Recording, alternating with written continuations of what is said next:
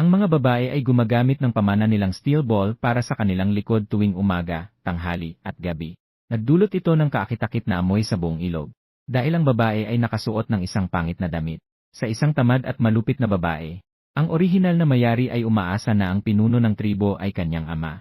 Kaya't pinilit niyang pakasalan ang 5 pinakamagagaling na lalaki upang makuha ang katawan ng mga mabubuting lalaki sa lahat ng aspeto. Sa lihim ay naglagay siya ng prutas na nagpapahiya sa pagkain. Ngunit si Suyue, na bagong dumating, ay tumingin kay Yeling. Sa reflex, tinadyakan niya ang maliit na pipino ni Yeling. Tinadyakan niya ito ng 3 beses. Pagkatapos ay tumakbo siya patungo sa tabi ng ilog nang hindi lumilingon. Naghanda siyang maghugas ng mukha upang kumalma. Nakita ang kanyang napakapangit na anyo sa tubig. Si Suyue ay niluwa ang isdang kinain niya 5 araw na ang nakalipas. Sa oras na yon, biglang may tunog na tumunog sa kanyang isipan. Maligayang pagdating sa mundo ng mga hayop ng mga estudyante. Nagsimula ang Super Charm System. Basta't makonquer ng host ang 5 hayop na asawa, makakakuha siya ng gantimpala. Si Suyue ay mabilis na tinanggal ang isang kuto sa kanyang katawan. Ang 5 lalaki ay labis na nahuhumaling sa kanya. Ang pagpapadala sa kanya sa guying ay talagang paghahanap ng gulo. Sa katunayan, ang tanging maipagmamalaki niya ay ang kanyang katawan na puno ng dumi. Host, huwag ka munang mag-alala. Sa tulong ko, maaari kang maging maganda muli. At saka, napakamapanganib ng mundong ito ng mga hayop. Kung mag-isa ka, malamang hindi ka tatagal ng kalahating buwan. Pagdating sa pagiging maganda at sa sariling buhay, si Suyue ay nag-isip, sino ang makakapagtiis sa pangit na marka sa kanyang mukha? Tumingin sa bagong player package na ibinigay ng sistema sa lupa. Kabilang dito ang shampoo, body wash, at facial cleanser. Suyuela ay napaka-natural na tinanggap ang misyon sa diskarte ng system. Pagkatapos ay naghanap siya ng bato sa tabi ng ilog upang kuskusin ang kanyang likod. Sa loob ng ilang sandali, may lumutang na patong ng langis sa ibabaw ng ilog. Na-block ang dahan ng ilog na dahan-dahang umaagos. Si Su ay may pag-aalinlangan at handang bumangon patungo sa pampang. Nakita niya sa itaas ng agos ang isang napatay na kalabaw na lumulutang. Si Mulin ay nakatayo sa pampang na may nakabiglang ekspresyon. Hindi inasahan ni Suyue na makikita si Mulin. Sa oras na ito, wala siyang suot na kahit ano. Wala siyang magawa kundi umupo sa tubig at ipakita ang kanyang ulo. Si Mulin ay tila nag-iisip na nandito na siya at naghihintay. At sinadyang gawing masama ang kanyang anyo. Ang orihinal na mayari ay gumawa ng ilang bagay para makasama ang mga hayop. Pero nagawa na ang lahat ng bagay. Si Mulin ay talagang ganito ang iniisip. Ang kanyang tingin ay puno ng pagdiriin. Ang babaeng ito ay talagang nagiging walang hiya. Para makipagtalik sa kanya. Gumamit pa ng ganitong nakakadiring paraan. Talagang nakakainis. Bakit hindi ka pa umalis? Ang kanyang malamig na boses. Para bang taglamig na malamig na buwan ng Disyembre. Si Suyong ay nagagalit. Maliwanag na siya ang talo, di ba? Ito bang tabi ng ilog ay bahay mo? Maaari kang pumunta pero hindi ako makapunta. Maghugas ako dito muna. Bigla kang pumasok at tinignan ang aking katawan. Walang kahit isang salitang paghingi ng tawad. At pinapalayas pa ako. Ganito ang mga patakaran at asal ng inyong mga ahas. Si Mulin ay tila hindi inasahan na sasabihin niya ito. Dati, ang babaeng ito ay nakikita ang sarili. Laging may mukha ng pagka-obsessed at pag-aalaga. Ngayon, mukhang ganap na iba. Hindi lamang malinaw ang mga salita. Nagbago rin at naging malinis. Hindi ko alam na nandito ka. Agad siyang lumingon at umalis. Si Suyue ay nakahinga ng maluwag. Siya ay naglakad papunta sa tabi ng ilog. Tumingin sa kanyang sarili gamit ang tubig ng ilog. Matapos maligo, ang kanyang balat ay naging mas maputi. Karaniwang kumakain ng karne taon-taon. Hindi mahilig kumain ng prutas at ligaw na gulay. Nagdudulot ito ng labis na paglabas ng taba sa katawan. Ang pagtunaw ay isa ring problema. Naalala niya na tila matagal nang hindi dumumi ang orihinal na mayari. Hindi bababa sa 1 linggo. Kumunot ang kanyang labi. Malinaw na constipated siya. Nakatingin sa mga isda at hipon sa ilog na nahihirapang lumutang. Nilunok niya ang kanyang laway. Mabilis na nahuli ang ilang malalaking isda sa ilog at naglakad patungo sa yungib. Nang makabalik sa tribo, ganap ng madilim ang paligid. Ang mga lalaki at babae, matanda at bata sa tribo ay nakapaligid sa apoy at nag-ihaw ng karne. Naghahanda na siyang lumakad papunta roon. Nakita siya ni Mia. Bahagyang nagulat. Agad siyang lumapit. Si Mia ang pinakamagandang babae sa tribo. Napaka-sexy ng kanyang katawan at bukas ang kanyang personalidad. Mayroon siyang 7 asawang hayop. At lahat sila ay napakahuhusay na mga hayop sa tribo. Ngunit hindi siya kontento. Gusto pa niyang makuha ang ilang asawang hayop ng orihinal na mayari. Kaya't labis siyang nainis sa orihinal na mayari. Paminsan-minsan ay naghahanap siya ng gulo sa orihinal na mayari. Nakita ni Suyue na papalapit si Mia. Hindi na kailangang hulaan kung ano ang nais ng isa't isa. Wala namang iba kundi mga pangaasar at pangbabasto sa kanya. Suming, Tungkol sa ibinigay mong nakakalasing na prutas kay Yeling ngayon. Alam na namin lahat, talagang wala kang hiya. Hindi ka talaga gusto ni Yeling. Ginagamit mo pa ang ganitong mababang paraan. Napakalakas ng boses ni Mia. Ang mga tao sa paligid ay tumingin sa kanya. May ekspresyon ng paghamak at pagkasuklam. Hindi pinansin ni Suyu ang mga tingin sa paligid. Tiningnan si Mia nang walang pakialam. Ano ngayon? May kinalaman ito sa'yo. Naasar si Mia sa kanyang walang pakialam na anyo. Biglang pumangit ang kanyang mukha. Pagkatapos ay napansin ang isda at mga ligaw na prutas sa kanyang kamay. Nagsalita ng may pangaasar. Talagang walang silbi. Bilang isang babae, kailangan pang maghanap ng pagkain para sa sarili. Kung ako sa'yo, mas mabuti pang magpakamatay na lang. Sa isang iglap, umabot ang mga tawanan sa paligid. Agad na natapos ang sinasabi ni Mia. Isang mataas na figura ang lumabas mula sa karamihan. May hawak na piraso ng inihaw na karne sa kamay. Diretso siyang lumapit kay Suyu. Ito ang ikatlong asawang hayop ng orihinal na mayari. Baiki. Ang kanyang tunay na anyo ay siyam na buntot na puting fox. 5 antas na hayop. Ang eksenang ito ay nagpatigil sa mga hayop at mga babae na naroroon. Kasama na si Mia. Tumingin siya kay Zixi na may hindi makapaniwalang ekspresyon. Para bang hindi niya maunawaan kung bakit niya ito ginawa. Hindi ba't siya rin ay may galit kay Su? Ngunit pagkatapos, naisip na ang karne na kinakain ni Su ay siya rin ang nagbibigay. Muli nagkaroon ng galit. Totoong may galit si Baiki kay Su. Ngunit hindi siya kailanman nagkulang sa pagbibigay sa kanya ng karne. Maaaring ituring na siya ay isang napakaresponsableng asawang hayop. Tumingin si Suyu sa kanya. Nakangiti siyang inabot ang inihaw na karne. Salamat. Tumingin si Baiki sa kanya na may pagdududa. Ang salitang salamat ay unang lumabas mula sa kanyang bibig. Ito ang unang pagkakataon. Sa bawat pagkakataon na siya ang nagdadala sa kanya, laging tila walang alinlangan. At hindi siya kailanman nagsasabi ng salamat. Kung ang ibinigay na karne ay kaunti, o kung ang kalidad ng karne ay hindi maganda, siya ay nagagalit at nagmumura pa sa mga tao. Nakatakbo na siyang lumingon at umalis. Pero naisip ang kanyang karaniwang estilo. Agad siyang nagdagdag ng isang pahayag. Ayaw ko lang naisipin ng iba na hindi ko kayang alagaan kahit isang babae. Iniwan ang salitang iyon at lumingon na umalis. Narinig ni Mia ang salitang ito. Agad siyang napatawa. May pang-uyam sa kanyang mga mata. Hindi na siya naghintay na magsalita siya ng mga pang-uyam. Bigla na lang may ilang piraso ng karne na lumipad mula sa iba't ibang direksyon. Sa huli, bumagsak ito sa tabi ng mga paa ni Suyu. Parang nagtatapon lang ng basura. Tumingin siya sa direksyon kung saan lumipad ang mga piraso ng karne. Natuklasan niyang sinamulin, King Zhu, at Suanming ang nagtatapon nito. Hindi nagbigay si Yeling. Nakaupo siya roon mag-isa at kumakain ng inihaw na karne. Mukhang wala namang nangyayari. Hindi ba't siya na ang nagayos ng bisa ng muling pag-ibig na prutas? Pinanood ni Mia ang eksenang ito. Halos hindi na maikubli ang inggit sa kanyang mga mata. Malamig na tinukso. Wala itong iba kundi ang kanilang pagkakawang gawa sa'yo. Tinitigan siya ni Suyu ng malamig na tingin. Wala siyang sinabi. Tama si Mia. Ang 3 pirasong karne na ito, hindi ba't ito ang kanilang itinapon sa sarili nila? Itinapon ang karne na parang basura. Para itong pangaasar sa mga pulubi. Medyo malamig ang kanyang anyo. Nais niyang ibato ang karne pabalik sa mga lalaking iyon. Pero siya, na nakaranas ng hirap sa katapusan ng mundo bago maglakbay, ang pinaka nakakaramdam ng halaga ng pagkain. Iniisip na huwag sayangin ang pagkakataon. Kahit na ang kilos ay medyo nakasasakit. Pero lahat ito ay magandang karne. Ang mga taong nakaranas ng gutom, ang pinaka nakakaalam ng lasa ng ganong gutom. Talagang mahirap ito. Nakatayo siya upang yumuko at pulutin ang karne sa lupa. Biglang may narinig siyang boses ng isang lalaki sa kanyang tainga. Malakas na sinabi na may galit. Huwag kang mag-imbestiga. Nagtigil si Suyu sa kanyang kilos. Lumingon siya sa gilid. Nakita niya ang isang lalaking naglalakad na puno ng galit sa kanyang mukha. Ito ang nakaraang kapatid na lalaki ni Sumu. Gayon din, labis na kinamumuhian ang nakaraang mayari. Hindi alam kung anong nangyayari. Lumapit siya kay Su. Nakita ang 3 piraso ng karne sa lupa. Ang kanyang mukha ay labis na masama. Itinaas ang kanyang ulo at tinigasan ang 3 lalaki. Ano ang ibig sabihin ng 3 ito? Ganito ba ang pagtrato sa sariling babae? Kahit na labis din niyang kinamumuhian si Suyu. Pero sa huli, siya ay sariling kapatid na babae. Nakita siyang nilalait ng iba. Nakaramdam din siya ng kahihiyan. Walang nagsalita sa 3. Para bang hindi nila narinig. Ang ganitong saloobin. Nagpagalit kay Sumu ng higit pa. Wala siyang magawa kundi ituro ang kanyang galit sa nakaupo doon. Si Yeling na kumakain ng inihaw na karne nang walang pakialam. Ang kanyang mukha ay masama. Yeling, huwag kalimutan na ang aking kapatid na babae ay iyong babae.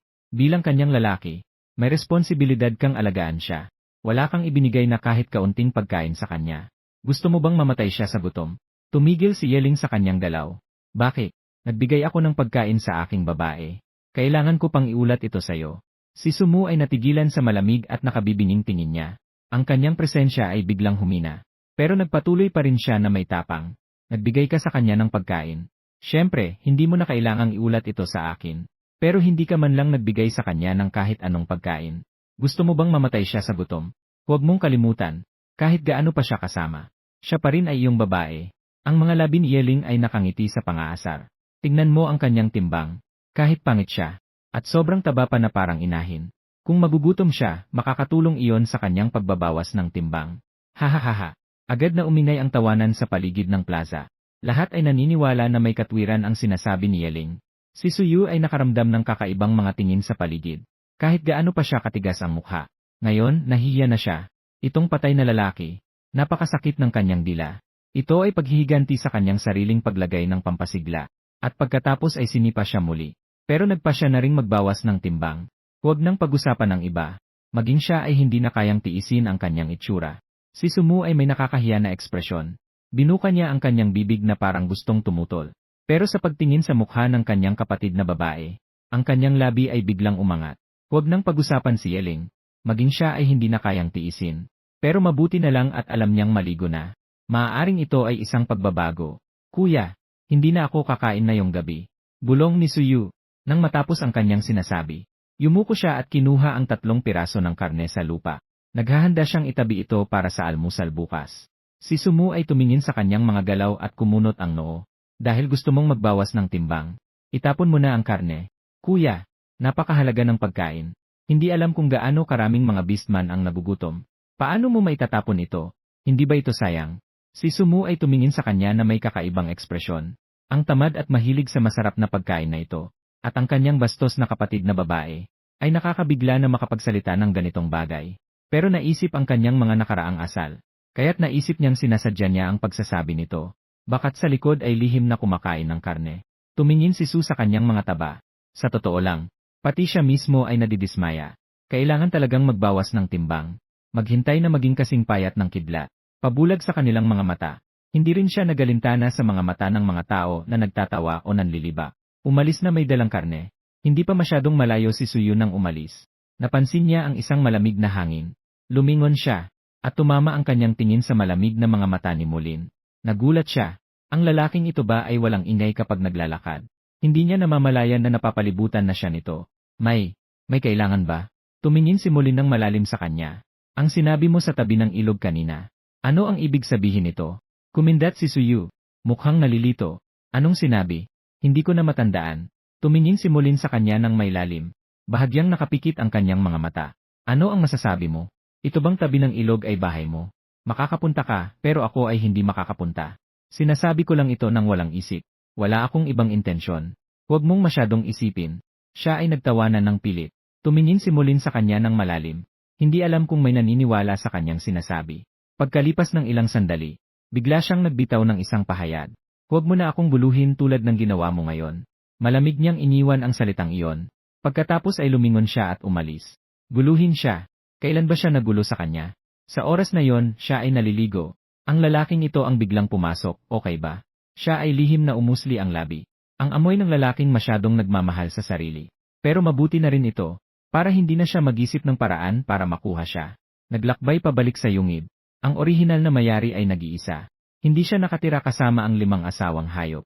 Upang maiwasan ang panggugulo ng orihinal na mayari, sinadya pa niyang maghukay ng yungib sa malalayong lugar. Ibinaba niya ang kanyang tingin. Buto na kanyang kinain. Bato na hindi pa nalilinis. At mga amag na balat ng hayop at iba pang kalat, ay nagkalat na magkakasama. Para talagang parang basurahan. May amoy ng amag at nabubulok sa hangin, na nakakasuka. Tungkol sa lahat ng bagay ng orihinal na mayari, wala na siyang lakas para magreklamo. Lumakad siya papunta sa bibig ng yungib. Pumitas ng ilang malinis na malalapad na dahon, upang balutin ang karne at inilagay sa tabi. Iniisip na mag-ihaw bukas. Pagkatapos ay sinimulan niyang ayusin ang yungib na parang tinanggap na ang kanyang kapalaran. Itapon ang mga dapat itapon. Ang lahat ng dapat hugasan ay nakatumpok sa bibig ng yungib. Tungkol sa mga amag na balat ng hayop, siya ay may lungkot na ekspresyon. Mukhang maganda ang mga ito, pero hindi ito masyadong natuyuan. Nakatumpok na hindi alam kung gaano katagal. At dahil basa at mamasa-masa, nagkaroon na ito ng amag. Matapos ang isang abalang gawain, nakatapon ng maraming basura. Ang yungib ay naging maluwang. Ngunit sa hangin, may nananatiling masamang amoy na hindi mawala-wala. Si Suyu ay naghahanda na mamitas ng ilang prutas bukas. At bumalik na may mga bulaklak upang magpabango. Tumingin siya sa walang laman at matigas na bato na kama. Wala man lang isang piraso ng balat ng hayop. Mababa ang temperatura sa gabi. Baka siya'y magkasakit sa lamig. Kaya't naghanap siya ng ilang tuyong panggatong sa paligid at dinala ito pabalik. Nagsimula siya ng isang bonfire sa gitna ng yungib. Abala siya sa buong araw. Pagod na siya. Gutom na rin ang kanyang tiyan. Hindi niya maiwasang tumingin sa inihaw na karne. Nilunok niya ang kanyang laway. Hindi pwedeng kumain. Kung kakain pa siya, tiyak na magiging sobrang taba siya. Mahinang binibigkas niya. Sinisikap niyang mag-self-hypnosis. Pagkatapos, nahirapan siyang ilihis ang kanyang tingin. Upang mailihis ang kanyang atensyon. Kaya't umupo siya sa tabi ng bonfire. Nagsimula siyang sanayin ang kanyang kakayahang kahoy na dumating kasama niya. Bumitaw ang kanyang palad. Isang maliit na berdeng baging ang sumulpot mula sa kanyang palad. Habang ang kakayahan ay sumasapaw sa kanyang mukha. Nararamdaman niyang may nakadikit na bagay sa kanyang mukha. Ang amoy ay talagang masangsang. Ang bagay na ito ay ang mga toxin na lumalabas sa kanyang mukha. Siya ay labis na nasusuka. Agad siyang tumakbo palabas ng yungib. Nang umalis, hindi niya nakalimutang dalhin ang panghugas ng mukha. Ang mundo ng mga hayop ay labis na bukas. Lalo na sa gabi. Sa kahit saan siya magpunta, maririnig ang tunog na V. Ang pakikinig dito ay nagpapainit sa mga tainga. Kumulot ang labi ni Suyu. Pinaigting ang bilis at dumating sa tabi ng ilog. Sinimulan niyang linisin ang dumi sa kanyang mukha. 3 beses siyang naglinis. Hanggang sa maging sariwa ang kanyang mukha, saka siya tumigil. Nakatayo na siya upang umalis. Bigla siyang nakarinig ng tunog ng tubig mula sa itaas ng ilog. Tumingin siya roon sa may pagkamangha. Sa isang sulyap, siya ay natigilan. Sa ilalim ng liwanag ng buwan, isang lalaki ang nakatayo sa ilog na naliligo. Si Suyu ay nilunok ang kanyang laway. Ang katawan ng lalaking ito ay talagang maganda. Ito na ba ang kanyang ikalimang asawang hayop? Sixuanming ba? Isang 5 antas na hayop. Ang kanyang tunay na anyo ay tila isang madilim na lobo. Napansin ng lalaki. Biglang tumingin pataas. Nagulat si Suyu. Lumiko at handang tumakbo. Pero sa susunod na sandali, biglang nanigas ang kanyang katawan. Si Suyu, talagang naging matapang siya. Na nakapanood siya habang naliligo ako. Nang matapos ang kanyang sinasabi, malaking hakbang na lumapit ang lalaki sa kanya. Si Suyu walang pag-iisip tumakbo. At sa isip, paulit-ulit na pinagsabihan si Xuanming. Sa tingin niya, napakaarte ng lalaking ito. Siya mismo ang tumakbo sa tabi ng ilog para maligo. At sinisisi pa siya sa pagnanakaw ng sulyap. Siya ay tapat na tumingin, di ba? Ang mukha ni Xuanming ay puno ng lungkot. Noong nakaraang pagkakataon, natanaw ni Suyu na naliligo siya. Tinamaan siya ng matinding parusa mula sa kanya. Hindi akalaing muling mangyayari ito. Talagang hindi natututo sa mga pagkakamali. Si Suyu ay tumakbo pabalik sa yungib ng isang hininga. Nang makita niyang hindi siya sinundan ni Xuanming, tahimik na nakahinga ng maluwag. Umupo siya sa tabi ng apoy. Naiisip ang napakakisig na pangangatawan ni Xuanming kanina. Hindi na naman napigilang lumunok. Kailangan kong sabihin, ang katawan ng lalaking ito ay talagang maganda. Ganyang klaseng lalaki. Sobrang perpekto na nakakabuwal. Sayang naman, labis ang pagkasuklam sa kanya. Napakahirap ng pagsakop. Si Suyu ay humagulgol. Nakatakbo na siyang umakyat sa bato upang matulog. Biglang umingay ang boses ng sistema sa kanyang isipan. Host, may pagbabago sa antas ng pagkagusto sa target na tao. Gusto mo bang tingnan ito ngayon? Siya ay bahagyang nagulat. Agad siyang nakabawi. Tumingin si Suyu sa antas ng pagkagusto ni Yeling mula sa pinakamataas na pagkasuklam. Ngayon ay naging negatibong 70. Nakaramdam siya ng kakaiba sa kanyang puso. Isa na namang hindi makapagpagsama ng mga binti, nahihiya sa akin. Isa na namang nagkakalat. Ang antas ng pagkagusto ay tumaas pa. Baka may pagkamasochistic si Yeling. At si Xuanming, hindi niya akalain na makakatakas siya. At makakapagpataas pa ng kanyang pagkagusto sa kanya. Siya ay umiling. Masasabi lang na ang mga lalaking ganito. Talagang mahirap intindihin. Hindi na niya iniisip ang mga bagay na ito at umupo sa tabi ng apoy. Naghahanda ng umupo sa pader ng bato para matulog. Magtiis muna ng isang gabi. Bukas, maghanap ng ilang dayami. Maglatag ng higaan. Tahimik ang gabi. Pero ang ngayon ay lalong naging masigla. Puno ang mga taina ng mga tunog ng ihey na nagumpisa at humihinto. Para bang umaawit. Si Su ay kumindat sa kanyang labi. Palihim na nagisip. Ang gabi sa mundong ito ng mga hayop ay talagang masigla at puno ng sigla. Hindi alam kung gaano nakatagal. Siya ay dahan-dahang nakatulog. Dito, si Xuanming ay papunta na sa kanyang yungib. Nakita ang liwanag ng apoy na bahagyang sumisikat mula sa yungib ni Suyu. Hindi alam kung ano ang naiisip. Biglang umikot ang mga paa at naglakad patungo roon. Kakapasok lang. Nakita niyang may malaking bunto ng balat ng hayop sa bibig ng yungib. Marumi at mabaho. Ang ilan ay may amag na. Si Xuanming ay malalim na nagkunot ng noo. May lumitaw na kaunting yelo sa kanyang mga mata. Itinaas niya ang paa at pumasok sa yungib. Maliwanag na nais niyang parusahan si Suyu. Pagkapasok, ang tanawin sa loob ay nagpatigil sa kanya. Ang buong yungib ay walang laman. Napakalinis at maayos. Hindi na ito mukhang basurahan tulad ng dati. Maliwanag na ito ay inayos. Sa gitna ng yungib ay may apoy. Si Suyu ay nakaupo sa tabi ng apoy, yakap ang kanyang mga tuhod. Ang kanyang katawan ay nakayakap. Ang kanyang ulo ay nakasandal sa pader ng bato. At siya ay natulog na. Mukha siyang kaawa-awa. Si Xuanming ay lihim na nagtatawa. Ang kaawa-awa ay nararapat sa kanya. Isang magandang bunto ng balat ng hayop. Ay ganap na nasira niya. Mas mabuti pang mamatay sa lamig. Nais niyang lumingon at umalis. Ngunit napadako ang kanyang tingin sa pangit na mukha ni Sudan. Huminto na naman ang mga hakbang. Hindi alam kung bakit. Palagi niyang nararamdaman na parang hindi na ganoon kapangit ang mukha na ito. Nagulat si Xuanming sa kanyang sariling iniisip. Siguradong siya ay nababaliw. Pero totoo na siya ay naging malinis at presko. Si Suyu ay karaniwang tamad at mahilig kumain. Bukod sa pagkain, natutulog lang. At sobrang magulo. Ngayon ay tila alam niyang alagaan ang sarili. Para bang ang araw ay sumisikat mula sa kanluran. Si Suyu ay medyo nalilito. Bahagyang naramdaman niyang may tao sa harap niya. Binuksan ang mga mata. At nakita si Xuanming na hindi alam kung kailan lumitaw sa kuweba. Nakatingin siya sa kanya na may pagtataka. Si Suyu ay nagulat ng labis. Akala niya ang lalaking ito ay humahabol upang ayusin siya. Agad na nawala ang antok. Siya ay umupo ng tuwid. Inilipat niya ang kanyang puwit pabalik. Talagang hindi ko sinasadyang sumilip habang naliligo ka. Pumunta lang ako sa tabi ng ilog upang maghugas ng mukha. Bagamat hindi niya talaga sinasadya. Pero kapag sinabi ang dahilan na ito, kahit siya mismo ay hindi naniniwala. Sino ang nagutos na ang orihinal na mayari ay hindi naman tao ang ginawa? Nakatingin sa unti-unting pagdilim ng mukha ni Xuanming. Ang kanyang boses ay unti-unting humina. Hanggang sa huli ay tuluyan nang nawala ang boses. Tumingin siya sa kanya ng malalim. Hindi rin alam kung may tiwala siya sa kanyang mga salita. Mabuti na lang at hindi siya naggalaw upang ayusin siya. Basta't may seryosong mukha ay nagbitaw ng isang pangungusap. Mabuti na sana. Pagkatapos sabihin ay lumingon at umalis sa yungib. Nakatingin sa likod ng lalaking umalis. Si Suyu ay lihim na nakahinga ng maluwag. Bumulong ng isang mura sa masamang lalaki. At ibinalik ang kanyang tingin. Nagsalita ng isang hikbi. Muling umlin sa pader ng bato. Naghahanda na muling matulog. Sa susunod na umaga, mabilis niyang sinuri ang datos. Ang antas ng pagkagusto ni Xuanming ay naging negatibong 60. Tumaas ng 20 puntos. Ang kanyang labi ay bahagyang umangat, napakaganda ng kanyang pakiramdam. Si Xuanming ay dumaan sa yungib kagabi. Tiyak na nakita niya ang pagbabago sa kanya at sa loob ng yungib. Sino ang may gusto sa isang magulong babae? Ang pagiging malinis at maayos ay palaging nagbibigay ng magandang impresyon. Tumayo siya at kinuha ang mga balat ng hayop na nakatumpok sa pintuan ng yungib. Dinala lahat ito sa tabi ng ilog para hugasan. Ang mga babae at mga hayop sa tabi ng ilog.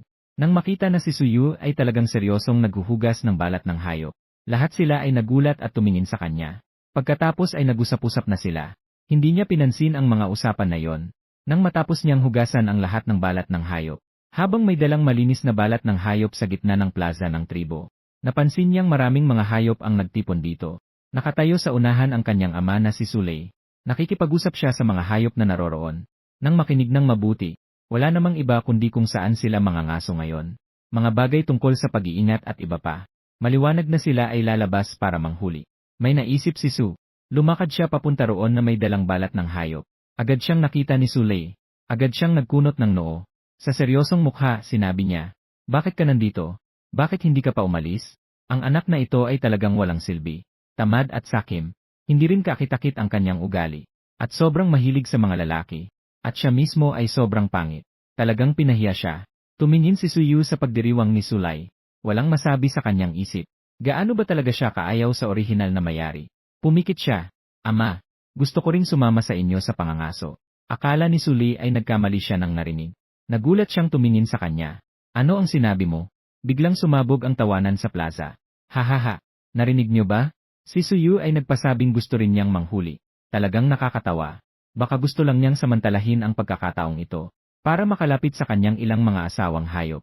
Hindi pinansin ni Suyu ang pangaasar ng lahat, at hindi rin pinansin ang mga tingin ng ilang asawang hayop na may pagdiriw. "Ama, huwag kang mag-alala. Hindi ko kayo bibigyan ng pabigat.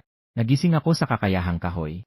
Maaaring protektahan ang sarili matapos siyang magsalita. Inilabas niya ang kanyang kanang kamay. Pinagana ang kakayahan sa loob ng kanyang palad. Agad na lumitaw ang isang maliit na baging. Ang tawanan sa plaza ay biglang huminto. Lahat ng mga hayop ay nakapagtataka. Ang mga babae ay maaari ring magising ng kakayahan. Ito ay talagang hindi ka panipaniwala. Tumingin si Suyu sa mga nagulat na mata ng lahat. Sa kanyang puso may isang lihim na kasiyahan. Si Suli ang unang nakabawi. Kailan ka nagising? Kahapon. Hindi nagtago si Suyu. Sa anumang kaso, ang kakayahang ito ay mula sa katapusan ng mundo. Hindi rin natatakot na suriin ng iba. Tumingin si Suli sa kanya ng malalim. Tumingin siya sa mga hayop na naroroon. Dahil nagising si Yuyu ng kakayahan. Nais niyang sumama sa pangangaso. Sige, sama-sama na tayo. Bantayan niyo siya ng mabuti. Dahil nagising ka ng kakayahan. Ang mga nakaraang bagay ay kalimutan na natin. Magsikap ka sa susunod. Sikaping makuha ang pagkilala ng lahat sa lalong madaling panahon. Bigyan mo ako ng karangalan bilang iyong ama. Alam mo ba? Matinding kumunot ang labi ni Suyu. Bigyan siya ng karangalan. Ano sa tingin niya? Gusto ng matandang ito na ipagmalaki siya. Walang masabi si Suyu sa kanyang isipan. Pagkatapos, ang mga lalaking naroroon ay sabay-sabay na nagbago sa kanilang tunay na anyo. Lumapit si Suli sa harap ni Yeling. Yeling, ipinagkakatiwala ko sa iyo Suyu. Dalhin mo siya. Matinding kumunot ulit ang labi ni Suyu. Hindi naman niya tinanggihan ang magandang intensyon ni Suli. Lumapit siya sa tabi ni Yeling. Bago pa siya makapag-react, mabilis siyang umakyat sa likod ng lobo. Nagsalubong ang katawan ni Yeling. Tumingin siya sa kanya. Ang kanyang mga mata ay may masamang tingin. May bahid ng kalupitan. Paano niya pinayagan ang pangit na babaeng ito na umupo? Talagang nababaliw na. Isipin mo na ito ang nais ng pinuno. Nagawa pa ring pigilan ito. Para bang may dala siyang bagay. Sa sandaling makapasok sa kabubatan, siya ay. Sa sandaling ito, nakita ni Suli na handa na ang lahat.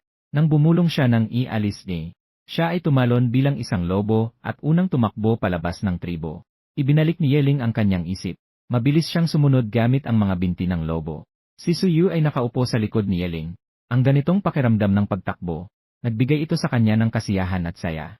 Tanging naramdaman niya na ang mundo sa harap niya ay kakaiba. Lahat ay napakamahimala. Dahan-dahan niyang hinaplos ang balahibo ng lobo sa likod ni Yeling. Kailangan kong sabihin na talagang komportable ito. Malambot at makinis. Ginawa nitong hindi niya maiwaksi ang kanyang pagmamahal. Nararamdaman ni Yeling ang haplos sa kanyang likod. Ang kanyang katawan ay muling nanginginig. Halos itapon siya nito. Siya ay lumingon. Ang malamig na mga mata ng pilak na lobo ay may kasamang puot. Masungit siyang tiningnan. Para bang nagbigay ng babala. Si Suyu ay biglang umusli ang labi. Walang masabi sa loob. Ang lalaking ito. Hinawakan lang niya ng kaunti ang kanyang balahibo ng wolf. Ganito ba kasuklam? Tinitigan pa siya. Siya ay umusli ng labi. Sa huli, hindi na siya humawak muli. Kinuha lang niya ang kanyang mga kamay sa balahibo ng wolf sa kanyang likod. Para hindi siya mahulog. Si Mulin ay naging isang itim na higanteng ahas na mahigit 10 metro ang haba. Hindi alam kung ano ang iniisip. Bigla siyang lumangoy sa tabi ni Su. Pagkatapos ay umikot ang katawan pataas. Kaya't siya ay napalibutan sa gitna ng wolf. Tulungan mo ako. Bigla siyang napalibutan ng malaking ahas. Si Suyu ay natakot at napasigaw. Ang kamay ay kusang humawak sa leg ni Yeling. Ang kanyang boses ay napakalakas. At nakadikit muli sa likod ni Yeling. Ang sigaw na ito ay malinaw na pumasok sa tainga ni Yeling. Nagsimula ang kanyang mga tainga ng wolf na umingay. Ang kanyang mukha ay madilim. Ang lahat ng kanyang balahibo ay tumayo. Muling lumitaw ang malupit na tingin ng lobo. Itong sumpeng baluktot na babae. Hindi ba siya pwedeng maging mahinahon? Napagtanto ni Suming, na parang may nangyari sa kanya. At niyakap pa ang leg ni Yeling. Para bang nakasabit na ang buong katawan niya sa katawan ni Yeling. Nahihiya siyang binitiwan ang kanyang kamay. Pinalitan ito ng paghawak sa balahibo sa likod ni Yeling. Pasensya na. Hindi ko sinasadya. Ang ganitong uri ng hayop na ahas. Talagang hindi ko ma-appreciate. Sa kaibuturan, natatakot siya dito, hindi ito kasalanan niya. Si Mulin ay nagulat din sa kanyang reaksyon. Isang saglit na pagkalito ang lumitaw sa kanyang patayo na mga mata. Ganito ba siya katakot? Paano noong dati? Hindi ko nakita ang ibang mga babae na ganito katakot sa kanya. Tinitigan niya si Suyu ng matagal. Pagkatapos ay umikot ang kanyang katawan. Medyo lumit. At ganito siya nakapulupot sa katawan ng lobo ni Yeling. At pagkatapos ay inilabas ang ulo ng ahas. Si Suyu ay nakaramdam ng pangangalikig sa kanyang anit dahil sa titig. Hindi siya komportable sa buong katawan. Wala siyang magawa kundi piliting baliwalain ang titig na yon. Ang tunay na anyo ni Mulin. Nakakabahala talagang tingnan. Hindi ko alam kung kailan ako magiging sanay. Si Yeling ay labis na nababahala sa ginawa ni Mulin. Hindi nakatiis na makipag-usap. Molayang, pakisuyo, bitawan mo na. Itong nakakasuklam na si Molin. Bakit mo siya pinapahirapan? Kung hindi lang ito hindi maginhawa ngayon. Siguradong bibigyan niya ng masakit na buhol ang itim na ahas na ito. Hindi siya pinansin ni Molin. Para bang hindi siya umiiral. Ang malamig na patayong mga mata ay patuloy na nakatitig kay Suming. Para bang nagtataka kung bakit siya natatakot sa kanya. Nakita ni Yeling na hindi siya pinansin. Ang mukha ng lobo ay tuluyang nagdilim. Ang lahat ng balahibo niya ay tumayo. May mga palatandaan ng galit na nagkukubli. Itong nakakasuklam na mabahong ahas. Natatakot si Su na magaway ang dalawa. Agad siyang nagsalita. Yung si Molin, maaari mo bang bitawan si Yeling? Sa ganitong paraan mo siya pinapahirapan. Mahirap para sa kanya na maglakad. Narinig ito ni Molin. Ang malamig na mga mata ng ahas ay tumingin kay Yeling. Talagang nakita na hindi maganda ang mukha ng lobo ng kabilang panig. Ang kanyang mga mata ay kumikislap ng bahagya. Nagpahinga siya kay Yeling at ibinalik ang orihinal na laki. Naglalakad-lakad sa paligid ni Suyu. Si Zixi ay naging kahoy din. Si Qi ay naging kanyang tunay na anyo. Siya ay orihinal na naglalakad sa huli. Ngayon ay pabilis siya ng lakad papunta sa malapit kay Sudan. At nakatayo kasama si Yi. Tinitingnan siya ng may pagkamausisa. Talagang hindi ko maintindihan. Ang babaeng ito ay tamad, mahilig, at sobrang pangit. Saan nga ba nagbago ang babaeng ito? Pumayag pa ang pinuno na dalhin siya sa pangangaso. Nagising pa siya ng mga kakaibang kakayahan. Talagang nakakagulat. Si Suyu ay mahilig sa mga plush. Nang makita ang napakagandang fox, hindi nakatiis at inabot ang kamay upang hawakan ito. Mukhang napakasarap haplusin ng balahibo na ito, subalit, hindi pa nahahawakan ang kanyang kamay. Si Baiki ay agad na naginat at tumalon palayo. Ang kanyang mga mata ay malamig. Tila kung siya ay muling magtatangkang umabot. Hindi siya nagpakita ng kabaitan sa kanya. Si Suyu ay nahiyang humaplos sa kanyang ilong. Medyo nakakahiya. Mukhang nakalimutan niyang labis din siyang kinainisan ni Baiki. Hindi siya gusto ang kanyang paghawak. Nang makita ni Baiki na inalis niya ang kanyang kamay, dito lang siya lumihis ng tingin. Pero hindi na siya lumapit sa kanya.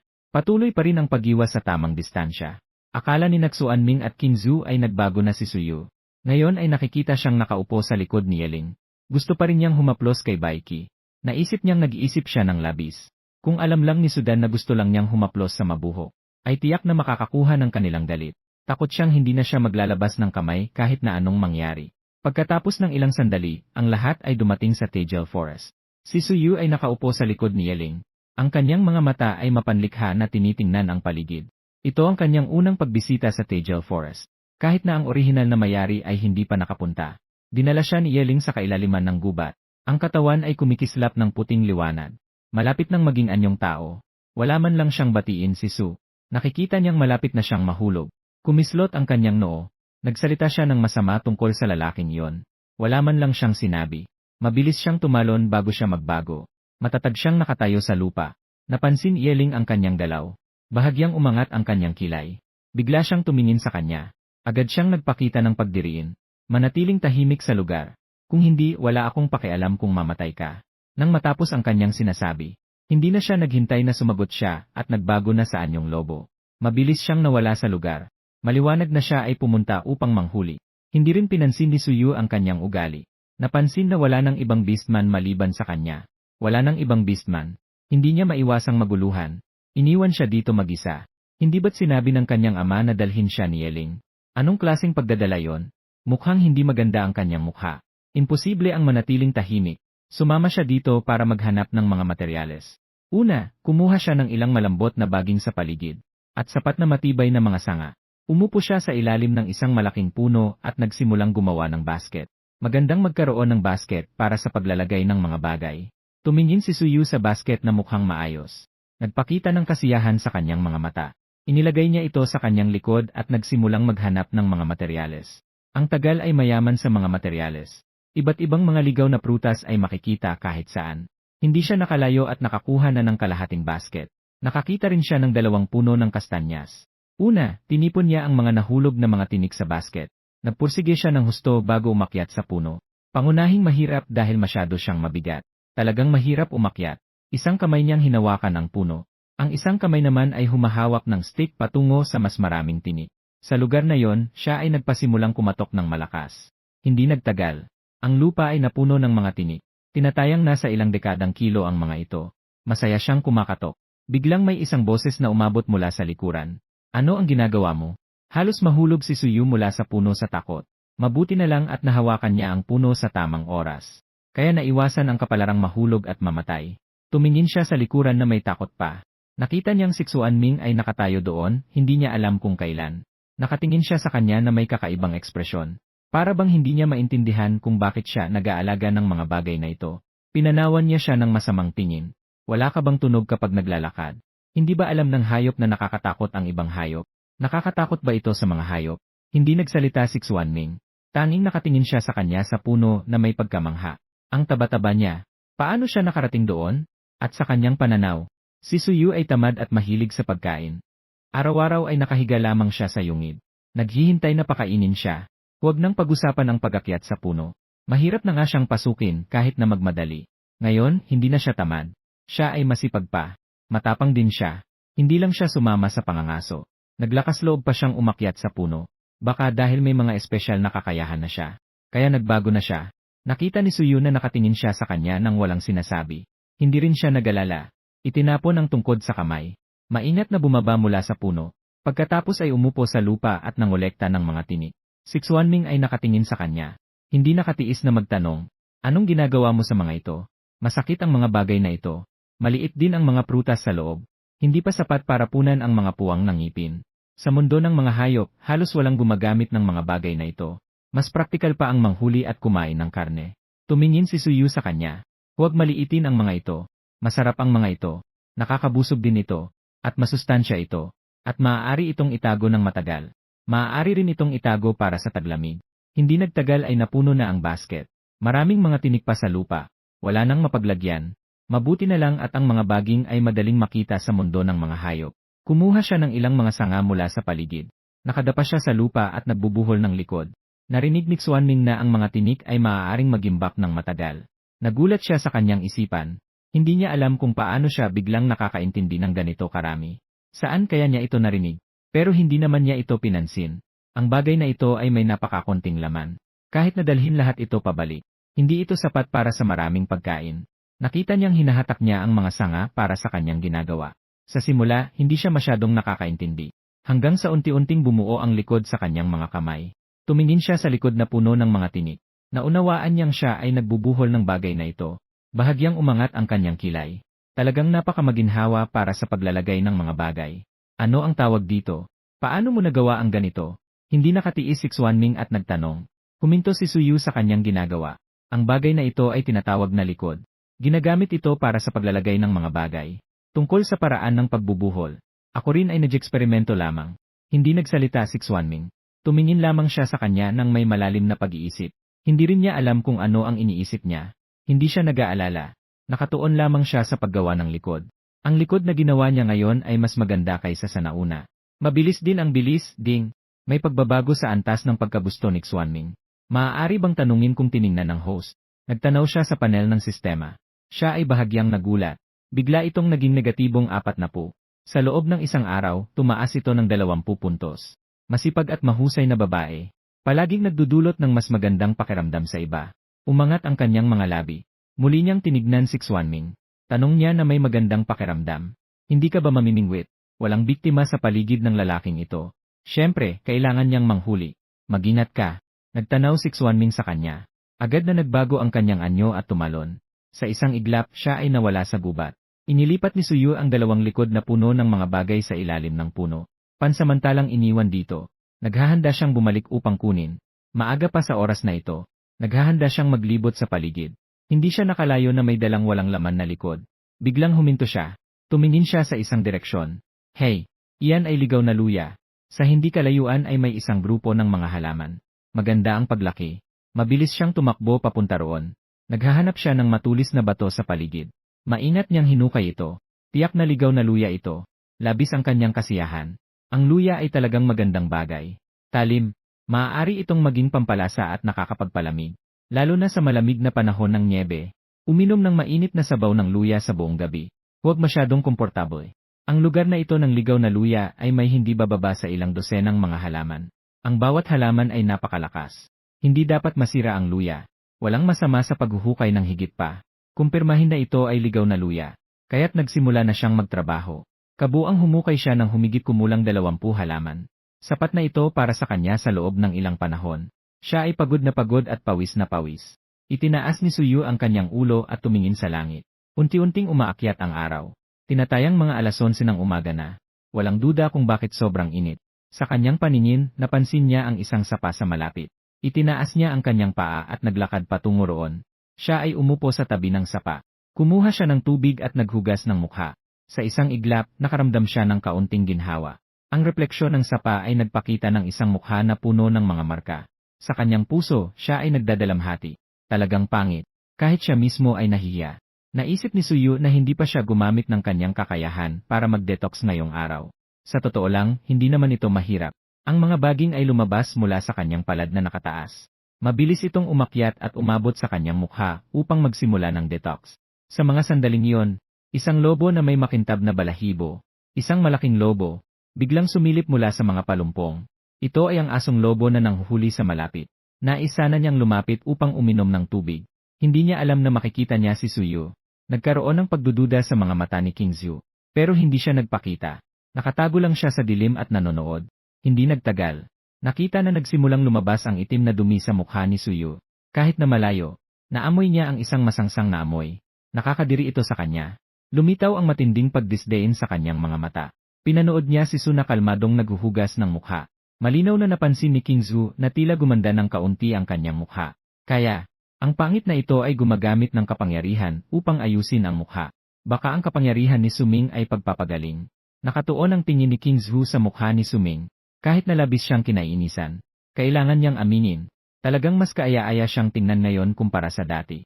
Sa hindi bababasa, hindi na ito kasing kadiri. Hindi siya nagtagal dito. Uminom siya ng 2 lagok ng tubig at tahimik na umalis. Matapos hugasan ni Su ang kanyang mukha, nakakuha siya ng tubig muli. Dito lang siya nakaramdam na hindi na ganoon kainit. Ang pakiramdam sa pagjehersisyo ay hindi na ganoon Bigla kaganda. siyang Nakaramdam ng kaunting gutom. Kumain siya ng ilang piraso ng inihaw na isda at kalahating piraso ng inihaw na karne sa umaga. Sa loob ng ganitong katagal, matagal na niyang natunaw ang mga ito, kaya't nangolekta siya ng ilang ligaw na prutas sa paligid. Kahit na gusto niyang kumain ng karne, pero ang mga prutas ay nakakatulong sa pagdumi. Hindi pa siya nakakapagdumi mula nang dumating siya. Maliwanag na siya ay constipated. Nagpahinga si Suyu ng kaunti.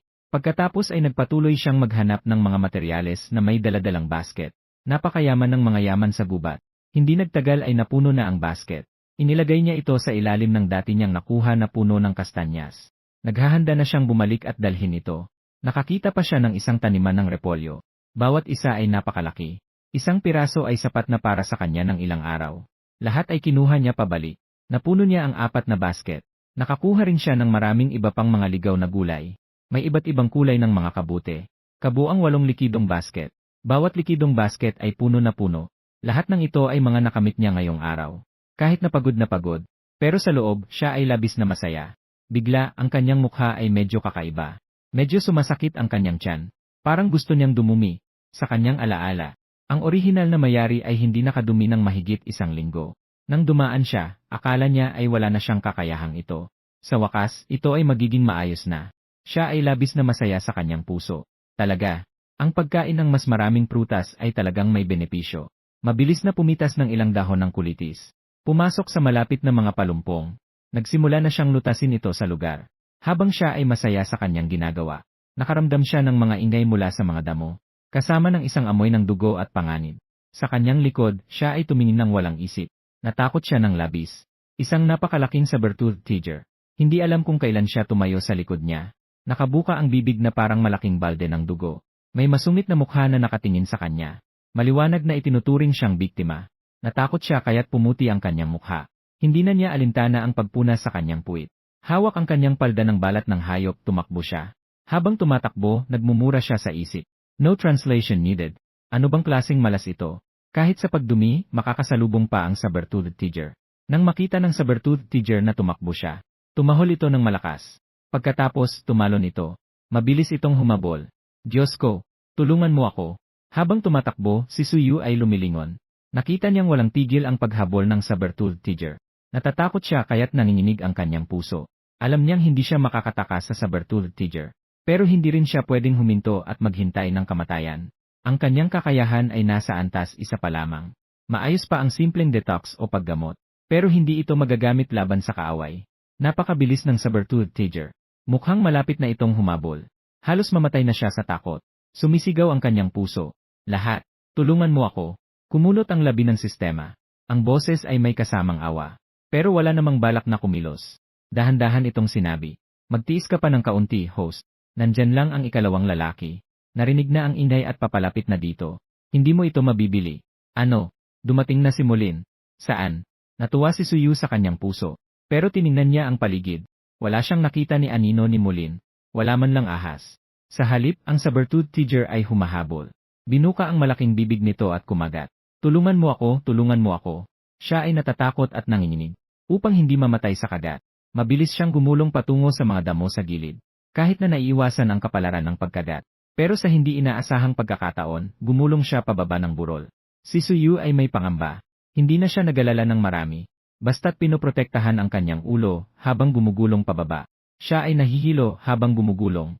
Sobrang sakit ng buong katawan. Hindi ko alam kung gaano na ako katagal nagikot. Dito lang ako huminto. At mukhang naiiwan na niya ang tigre. Si Suyu ay nakahiga sa lupa. Humihingal siya ng malalim. Pakiramdam niya ay parang nagkakabasag-basag ang mga buto niya. Sobrang sakit at hindi komportable. Nagpahinga siya ng matagal. Dito lang siya nakaramdam ng kaunting ginhawa. Maraming bahagi ng kanyang katawan ang nadurog. Sobrang sakit. Hindi na niya alintana ang mga sugat niya. Umupo siya na may takot pa rin. Tumingin siya sa paligid. Nais niyang malaman kung nasaan siya. Matapos tiyakin na walang panganib sa ngayon. Saka lang siya gumamit ng kapangyarihan para magpagaling. Hanggang sa unti-unting gumaling ang mga sugat. Hindi na ito ganoon kasakit. Dito lang siya tumigil. Sa mga sandaling iyon, may tunog ng laban na narinig mula sa bundok. Narinig ang ingay. Ang mga sigaw ng tigre ay sinasabayan ng hiss ng ahas. Napakalakas ng ingay. May nagbago sa isip ni Suyu. Ang hula ay posibleng naglaban ang saber-tooth tiger at ang dumarating na si Mulin. Maingat siyang umakyat sa dalisdis ng bundok. Naghahanda siyang lumapit upang tingnan ang sitwasyon. Nagtago siya sa mga palumpong. Mula sa malayo, nakita niya ang isang napakalaking itim na higanting ahas na nakikipaglaban sa tigre. Ang itim na higanting ahas ay napapalibutan ng mahinang itim na ulap. Napaka-corrosive. Tuwing tumama ang tigre, laging naglalabas ito ng matinding sigaw. Ang kanyang balahibo ay nalalason ng kaunti. Maliwanag. Iyon ay kapangyarihan ni Mulin. Nagtago si Suyu sa mga palumpong. Pinapanood ang laban sa malayo. Labis siyang nagulat. Alam niyang malakas ang mga beastmen sa mundong ito. At ang kanilang tunay na anyo ay napakalakas. Pero ito ang unang pagkakataon na nakita niyang nakikipaglaban ang beastmen at mga mabangis na hayop. Kahit na ang tigre ay mabangis. Ngunit tila hindi siya katapat ni Mulin. Agad siyang nahulog sa pagkakahawak ng tunay na anyo ni Mulin. Ang malaking ulo ng tigre ay mahigpit na nakabalot ng katawan ng ahas. Lalong humihigpit ang pagkakasakal. Tila malapit nang magbago ng anyo. Ang saber-tooth tiger ay desperadong lumalaban. Sandali. Agad siyang napapikit sa sakit. Maliwanag na hindi na siya makakatagal. Si Suyu ay malayo nang pinapanood ang eksenang ito. Hindi niya mapigilang mapanganga. Si Mulin ay talagang karapat-dapat sa kanyang ranggo bilang isang peak na beastman sa ikalimang antas. Ang saber-tooth tiger ay may tuturing na hari ng gubat. Sa katunayan, hindi siya katapat. Sa loob ng ilang sandali, ang saber-tooth tiger ay napatay sa pagkakasakal. Binitiwan ni Mulin ang saber-tooth tiger. Sa susunod na segundo, ang itim na higanting ahas ay kumikislap ng itim na liwanag. Mabilis na lumiit ang kanyang katawan. Sa huli, naging isang matangkad na beastman siya. Si Suyu ay pinunasan ang alikabok sa kanyang katawan. Lumabas siya mula sa mga palumpong. Tumingin siya sa nakahandusay na saber-tooth tiger sa lupa. Nakaramdam siya ng ginhawa sa kanyang puso. Patay na ang tigre na may pangil. Pinilit siyang pigilin ang pagdumi sa kalagitnaan nito. Halos mamatay siya sa kagat. Tumingin siya kay Mulin. May kaunting pasasalamat ang kanyang mukha. Salamat sa pagligtas mo sa akin. Kung sana ay mas mabilis dumating ang lalaking ito, hindi na sana siya kailangang mahulog mula sa dalisdis. Pero sa kabila ng lahat, sa huli nailigtas pa rin siya. Mahalaga pa ring magpasalamat. Nakatingin si Mulin sa kanya. Nakita siyang puno ng mga sirasira. Talagang hindi ka makatingin. May kaunting pagduduwal sa kanyang mga mata. Bulong niya sa sarili, pangit talaga. Pero tila pumuti ang kanyang balat. Hindi na ito kasing magaspang at magulo. Mas kaaya-aya na ang kanyang hitsura. Sa wakas, may hitsura na siyang pambabae. Si Suyu ay nalito sa kanyang titig. Ang lalaking ito, hindi siya nakapagpigil na umatras ng 2 hakbang. Nakatitig siya sa kanya ng may pag-iingat. Ano ang balak mo? Nakita ni Mulin na parang handa siyang makipaglaban. Lalo na ang kanyang mapagmatsyag na mga mata. Bigla siyang nagalit ng walang dahilan. Madilim ang kanyang mukha, na may kaunting hindi pagkasatisfied. Wala akong balak na gumawa ng kahit ano. Pero parang nakakasilaw lang. Wala siyang kaalam-alam na ang kanyang atensyon kay Suyu ay lumalaki. Kung dati ito, siguradong sasabog siya sa isang sulyap. Si Suyu ay walang masabi sa narinig. At muling pinagtibay ang kanyang paniniwala sa pagdadiet. Magbihis ka na agad. Talagang nakakasilaw. O sadyang ganito ka. Gusto mo bang makuha ang atensyon ko? Asong lalaki. Talagang may kakaibang tiwala sa sarili. Sino ang gustong makuha ang atensyon niya? Hindi naman ako ang nagwasak nito. Huwag mong sabihing masarap at malamig pa ito. Kung sa tingin mo ay nakakasilaw, maari kang huwag tumingin. Sabi niya nang walang pag-aalinlangan. Nang marinig ito, lalo pang dumilim ang mukha ni Mulin. Mas tiyak na siya ay sinadyang gawing anino ang sarili. Nang maisip ito, muli siyang nagpakita ng pagdududa sa kanyang mga mata. Hindi na siya nagbigay pansin sa kanya. Naging kanyang tunay na anyo. Umalis na may nakabalot na buntot sa tigre. Ni hindi siya bumati kay Suyu. At lalong hindi siya nagalala kung ano ang mangyayari sa kanya. Kung siya ay ligtas o hindi. Sa anumang kaso, inatasan lamang ng pinuno si Yeling na dalhin siya. Pero hindi siya inatasan na dalhin. Kanina ay nailigtas siya. Ito ay itinuturing na isang bihirang pagkakataon. Nakita niyang hindi man lang bumati si Mulin. Basta't iniwan ang sarili dito. Ang kanyang anyo ay may kaunting hindi magandang pakiramdam. Pagkatapos ay umusli ang kanyang labi. Nagmura siya habang nakatingin sa direksyon ng pag-alis ng isa. Bumalik siya sa lugar kung saan niya iniwan ang mga likha. Tumingin siya sa 8 likha na nakahanay sa ilalim ng puno ng kastanyas. Bawat isa ay puno, bahagyang umiti ang kanyang mga labi. Magandang ani na yon. Hintayin ang pagbabalik ng mga mangangaso ng tribo. Sa oras na yon, maaari na silang umuwi. Kinuha niya ang 8 likhang ito na puno ng mga bagay. Lahat ay inilipat sa lugar na hiwalay kay Yeling. Hindi niya ito nakalimutan. Noong una, pinatayo siya ng lalaking iyon sa lugar. 5 mga hayop na asawa. Maliban kay Baiki na medyo mabuti. Ang iba ay mas masama pa. Lalo na si King Zhu, ayaw na ayaw makipag-usap sa kanya.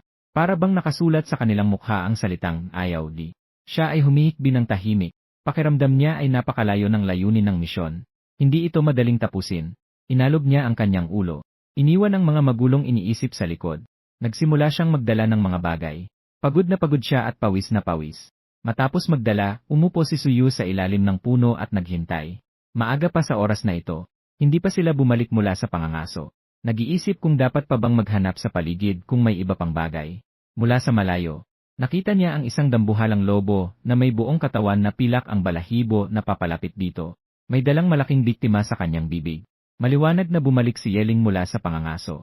Siya ay nagulat. Wala rin siyang balak na lumapit. Umupo lang siya sa ilalim ng puno. Mas aso pa si Yeling kaysa kay Mulin. At mas kinainisan pa ang sarili.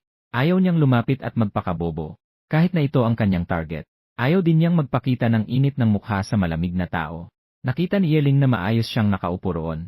Hindi siya naglalakad-lakad. Bahagyang nagulat siya sa kanyang isipan. Kailan naging ganito kasunod si Suyu? Inilapag niya ang kanyang nahuling biktima sa lupa. Agad siyang nagbago sa anyong tao. Napansin niya ang 7 o 8 basket na nakalagay sa tabi niya. Puno ang mga ito sa loob. Nang makita ang mga kabute, hindi niya mapigilang magkunot ng noo. Bakit mo dinala ang mga bagay na ito? Ang mga ito ay may lason. Hindi mo alam. Itinuro niya ang basket na may mga kabute. Sumulyap si Suyu sa kanya. Ang mga kabute na ito ay walang lason. Maaari itong kainin. At napakasarap at masustansya. Paminsan-minsan ay makikita pa ang mga maliit na diwata. Maliwanag na hindi naniniwala si Yeling sa kanyang sinasabi. Nakakunot ang kanyang noo. Huwag mong sisihin ako na hindi kita pinagsabihan. Kung mamatay ako sa pagkain, wala akong pakialam. Nang makita niyang hindi siya naniniwala, hindi na rin siya nagbigay ng maraming paliwanag. Nang bumalik siya, ginawa niya. Alam na kung may lason o wala. Gayunpaman, kailangan ng kawali para magluto ng pagkain. Wala tayong kawali dito. Kahit gaano karaming sangkap, wala ring silbi. Tumingin siya kay Yeling. Hindi nakatiis at nagtanong. Alam mo ba kung saan makakahanap ng batong kawali? Ito ay may butas sa gitna. Nakalubog ang ilalim. Pero dapat ay makinis ang mga bato sa loob. Maliwanag na hindi na intindihan ni Yeling. Nakakunot ang noo at tumingin sa kanya. Batong kawali. Ano yon? Maingat na ipinaliwanag ni Su. Ito ay lalagyan ng bato na pwedeng gamitin sa pagluluto. May butas sa gitna. Pwedeng lagyan ng tubig o pagkain. Mas mabuti kung manipis. Nakakunot ang noo ni Yeling. Paano makakapaglagay ng tubig o pagkain ng bato? Anong kabalbalan ang sinasabi mo? Medyo walang masabi ang puso niya. Pero alam din niyang hindi siya dapat sisihin. Wala pang naimbentong gamit ang batong palayok sa mundong ito. Nag-isip siya saglit. Muli siyang nagpakita gamit ang kamay at nag-explain. Sa wakas, medyo naintindihan ni Yeling. Sinasabi mo ba, na parang palayok na ginagamit sa pagluluto ng pagkain, pero gawa ito sa bato? Tumango si Suyu. Sa isip niya, sa wakas ay naging matalino si Yeling. Hindi nagsalita si Yeling. Nakakunot ang noo at nag-iisip. Parang nag-iisip kung saan makakahanap ng ganitong bato. Pagkalipas ng ilang sandali, tumingin siya sa kanya. Sa kabila ng bato, maraming kakaibang hugis na bato. Marahil ay makakahanap ng ganitong uri na sinasabi mo. Bato ng bato. Kumislap ang kanyang mga mata. Tumayo siya at mabilis na lumapit sa kanya. Agad siyang nagtanong, malayo ba ang lugar na yon dito? Nang makita ni Yeling na bigla siyang lumapit, ang mukha niya ay hindi gaanong mas maliit kaysa sa gilingang bato. Diretso lang sa kanya. Umiling siya ng may pagdiriin. Malamig na sinabi, hindi malayo. Kung mas mabilis ang bilis, sapat na ang kalahating oras. Itinaas ni Suyu ang kanyang ulo at tumingin sa langit. Nakita ang araw na nakatagilid sa kanluran. Mga bandang 3:00 ng hapon. Isang biyahe ng 2 oras. Mga bandang 5:00 pagbalik. Dapat ay hindi pa madilim ang langit. Kung walang hindi inaasahan, dapat ay makakabalik siya at makakasama ang mga orsi ng tribo. Tumingin siya kay Yeling. Nais sanang pakiusapan siyang dalhin siya sa bato ng bundok. Pero naisip na ang lalaking ito ay labis na kinainisan siya. Takot siyang hindi siya madaling papayag. Si Suyu ay bumuntong hininga sa kanyang puso. Pero sinubukan pa rin niyang magsalita. Yeling, maaari mo bang dalhin ako sa bato ng bundok? Si Yeling ay nagkunot ng noo at tumingin sa kanya. Ayaw din niyang basta tumanggi. Hindi pwede. Ang boses ay malamig. Walang kahit anong pag-aalinlangan. Matagal nang inaasahan niya na tatanggihan siya. Pero hindi siya labis na nadismaya. Nag-isip siya sandali. Basta't dalhin mo ako sa bundok ng bato. Hanapin ang batong palayok. Makakagawa ako ng masarap na pagkain para sayo. Tinitiyak kong hindi mo pa ito natikman. Inirapan siya ng pilak na mga mata ni Yeling at umirap na nangungutya. Hindi na kailangan. Hindi ko rin kayang kumain ng gawa mo. Isang tao na hindi marunong magihaw ng karne. Umaasa pa na makakagawa siya ng masarap na pagkain. Nakikinig sa kanyang pangaasar. Si Suyu ay nahihiya. Iyon ay dahil hindi marunong magihaw ang orihinal na mayari. Pero hindi siya yon. Hindi siya ang dapat sisihin. Si Suyu ay kumagat sa kanyang panga. Nagpasya siyang ilabas ang kanyang trump card. Yeling, huwag mong kalimutan. Inutusan ka ng ama na dalhin ako. Pero iniwan mo akong mag-isa dito habang ikaw ay nangingisda. Kanina lang ay nakatagpo ako ng saber-tooth tiger. Kakakilala ko lang sa isang saber-tooth tiger. Halos ako'y nakain. Buti na lang at si Mulin ay nandoon sa paligid at nailigtas ako. Kung hindi siya dumating, takot akong ako'y nasa tiyan na ng saber-tooth tiger. Tungkol dito, sabi mo kung sasabihin ko kay ama. Ano sa tingin mo ang iisipin niya? Kahit na magdulot ito ng galit kay Yeling, hindi siya nagmamalasakit. Bukod dito, naniniwala siyang kapag nakagawa siya ng masarap na pagkain, ang simpatsya ni Yeling sa kanya ay tiyak na tataas. Sabi na ng kasabihan, kung nais mong makuha ang puso ng isang lalaki, kailangan mo munang makuha ang kanilang tiyan. Nagbago ang mukha ni Yeling. Bigla siyang umatake sa kanya na parang hayop. Ang lakas ng loob mong takutin ako. Sa sandaling ito, hindi natatakot si Suyu sa naggangalit na Yeling. Paano ito maituturing na banta? Nagsasalita lang ako ng katotohanan. Mukhang masama ang pakiramdam ni Yeling. Talagang hindi niya natapos ang utos ng pinuno. Pero kung dadalhin niya si Su bilang pasanin, paano siya makakapanghuli? Kung talagang sasabihin ni Suyu sa pinuno, kahit na gaano pa kasuklam ang pinuno sa anak na ito, siguradong sisihin niya ang kanyang sarili. Nanlaki ang mga mata ni Yeling at malalim na tumingin sa kanya, kaya, ano ang gusto mong mangyari? Nang makita ni Suyu na nagiging malambot ang tono niya, basta't dalhin mo ako sa bato ng pagsasaka para makahanap ng palayo. Ituturing kong hindi ito nangyari. Paano? Tumingin si Yeling sa kanya ng ilang sandali.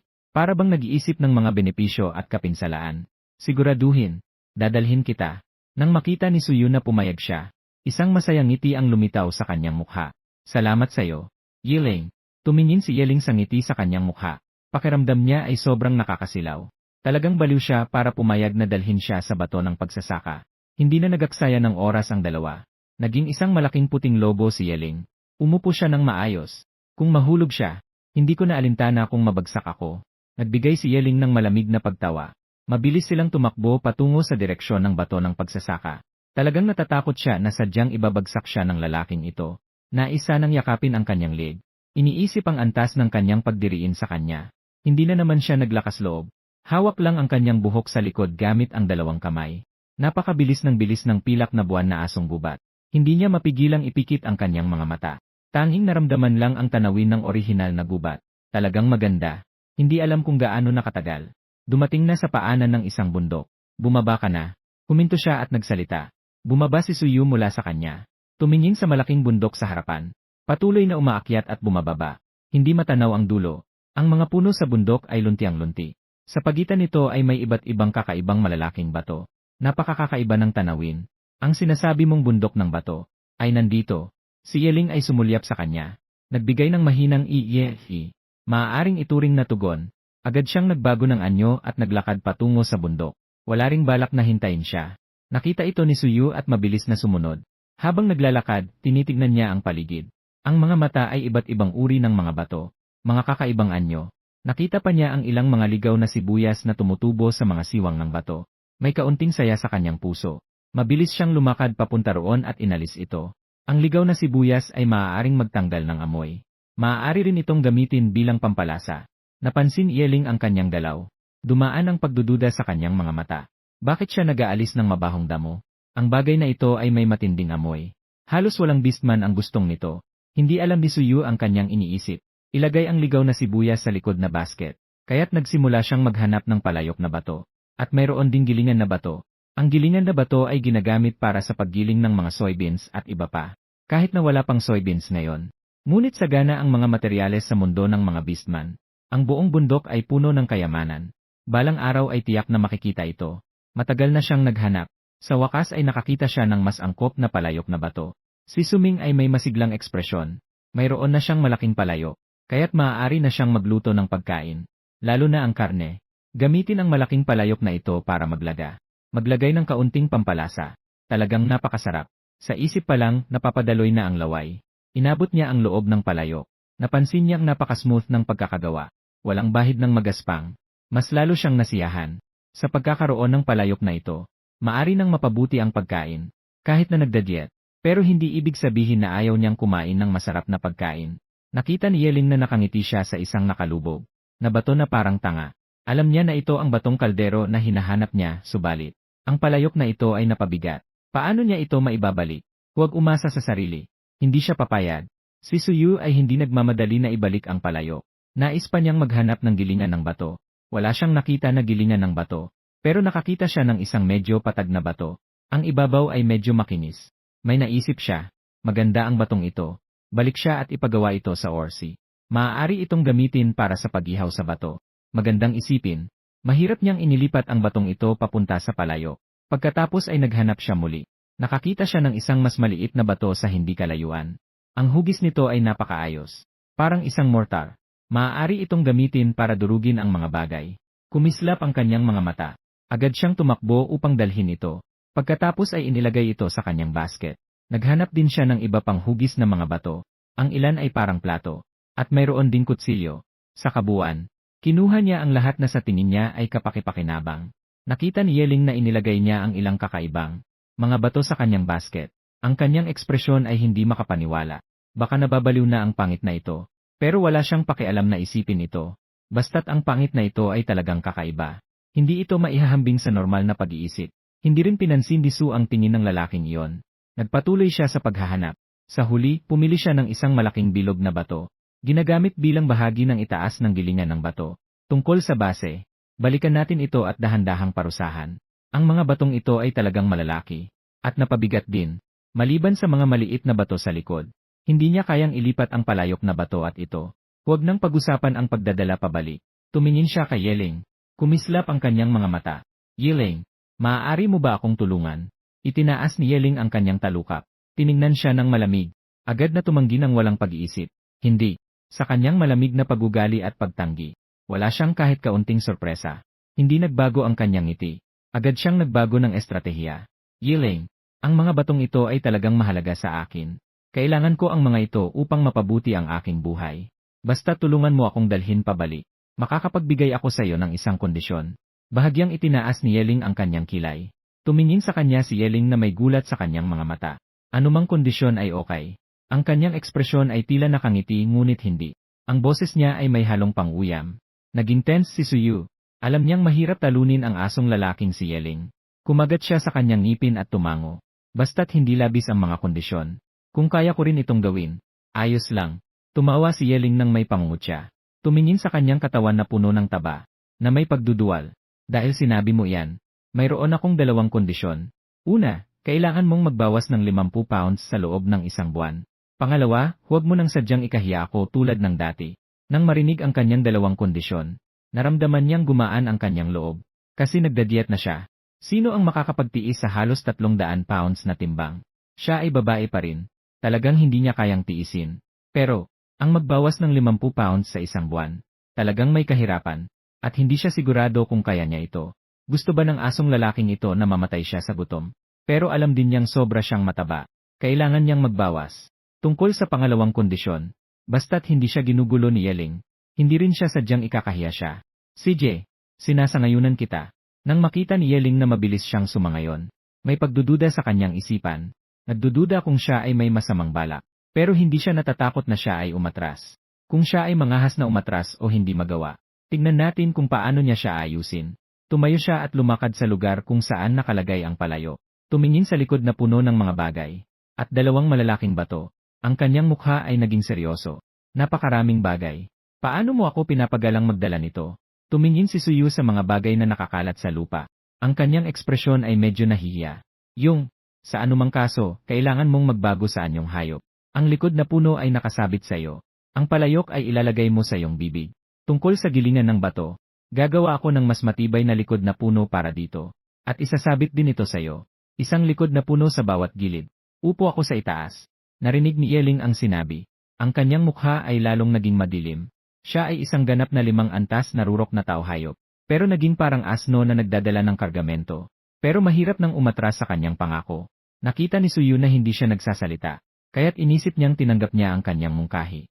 Mabilis siyang kumuha ng ilang matibay at nababaluktot na mga sanga sa paligid.